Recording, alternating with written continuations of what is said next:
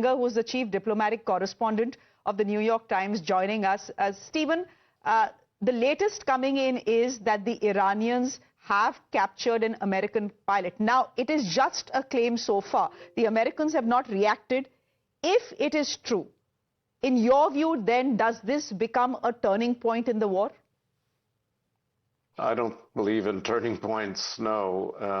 I remember in the Kosovo War, the Serbs knocked down a stealth fighter and captured some people, and it didn't end the war at all.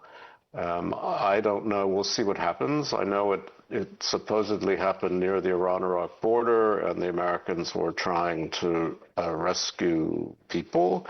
That's what I've read, but I have no way of knowing what's true right now. No one does actually, but if the pilot has indeed been captured, Stephen, a calculated guess is that it'll be some sort of leverage for the Iranians, a bargaining chip, if you will, and the US would want him back safe.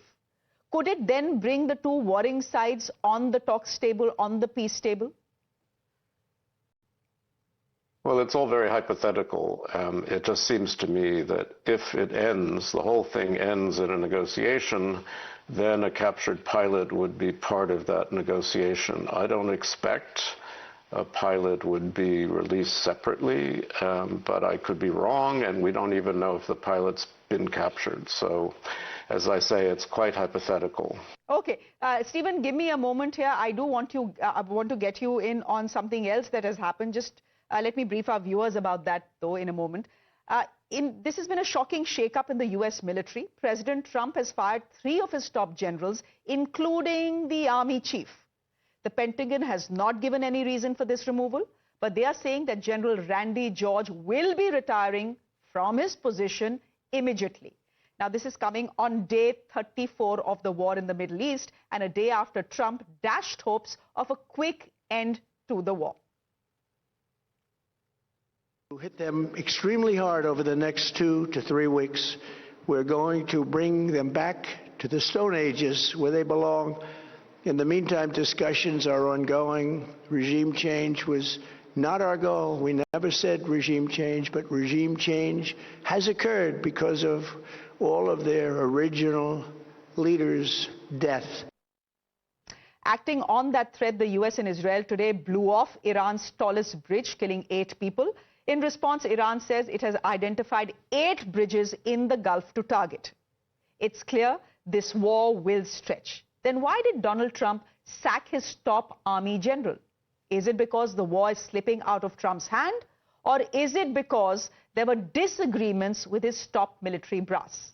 Now, the New York Times is reporting that the sacking actually came after Pete Hegseth sought to block the promotion of 4 officers, 2 of them black and 2 of them women, in his anti-woke push. And this is something that General George refused to oblige. Now, if that is true, it does tell you something about the man who is leading America in the war as its war secretary. Stephen, thank you for staying with us. Why do you think the army chief was sacked in the middle of a war? Well, it's a very good question. I mean, Pete Hegseth, who is the Secretary of Defense and likes to call himself the Secretary of War, has been purging generals who sometimes disagree with him, but that's partly their job, but who have been working for Mark Milley, who was Joe Biden's chief of staff, head of the army. And Mark Milley has become this enemy figure for Trump and the Trump people, and so it feels very personal. I mean, Hegseth has fired mostly black and women generals. He's prevented them from being promoted. He speaks in religious terms about war. He's really a strange guy, I think. I mean, he was not a very high-ranking officer. He was a television performer that Trump liked.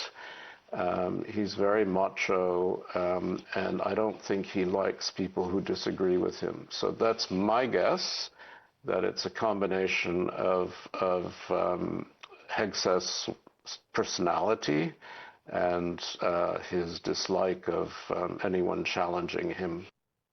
Do you sense any dissonance between the military leadership and the Trump over the war? I don't really think so. I don't believe the Pentagon loved going into the war, but Vice President Vance didn't like the idea either. But when the president gave the orders, people snapped to it. And I don't see a lot of dissonance, frankly. They might have disagreements over tactics.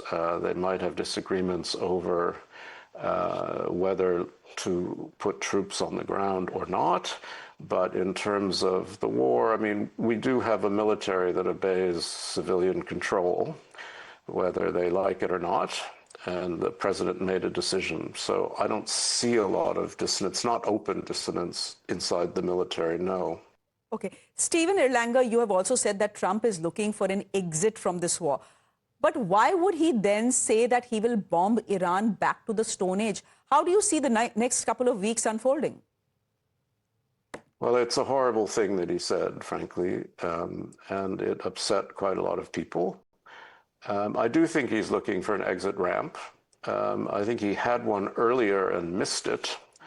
Now I think he likes talking about 2 weeks and 3 weeks. I'm not sure that means very, very much.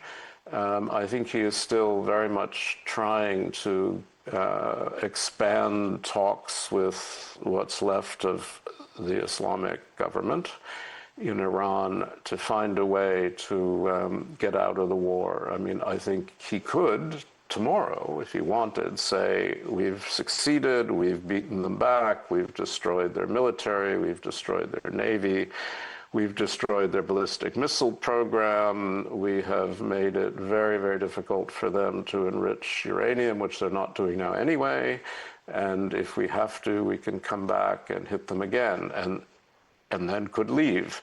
The problem is, I think many people in the world would see that as a strategic defeat because the promise of regime change has not been kept, and particularly if the Strait of Hormuz is not open, I think people will see that as a bad result of Trump's intervention. But my guess is he will, in the next couple of weeks, find a way to declare victory and stop. Stephen Erlanger, we'll leave it there for the moment. Thank you very much for joining us. We are shifting our focus to